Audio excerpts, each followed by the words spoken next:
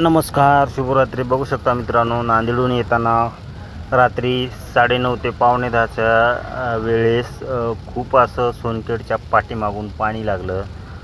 तर पाऊस हा मुसळधार होता आणि त्याच्या पावसामध्ये काही पुढचं दिसत नव्हतं. मग त्याच्यामुळं तुम्हाला सांगतो, जर तुम्ही असं कुठं 4 लाईन हायवेला चालत असाल आणि असं जर मोठा पाऊस आलं तर त्याच्यात वायपर फास्ट लावायचं. आणि दुसरी गोष्ट, आपण रोडवर आहेत हे पाठीमागल्या जोरात येणाऱ्याला दिसलं पाहिजे म्हणून आपली जी पार्किंग बोलतात ते इंडिकेटर असतात 2, जे सेंटरमध्ये असते एसी बटनाच्या वरती ते बटन लावायचं. जसं की दोन्ही इंडिकेटर लागतात, त्याच्यामुळं पाठीमागून जे येणारं असते त्याला समजते की बाबा पुढे कोणती तरी गाडी चालली आहे.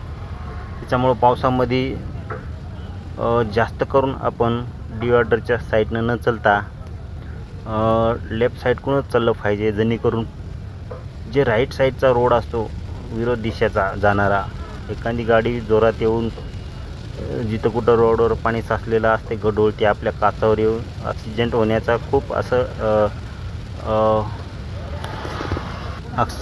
खूप प्रमाण जास्त असतात. त्याच्यामुळं आपण पावसामध्ये 4 लाईनवर गाडी डाव्या साईडकडूनच चालवायची आणि जास्त करून आपल्याला जसं पुढचं दिसायले त्या अनुसार स्पीड आपली 60 ते 70च राहू द्यायची आणि वायफर चालू आणि इंडिकेटर दोन्ही चालू ठेवायचे, ज्याला पार्किंग म्हणतात. आणि एक लाईन धरून चालायचं, जेणेकरून पावसामध्ये ब्रेक येण्याची कमी शक्यता असते. तुम्हाला सांग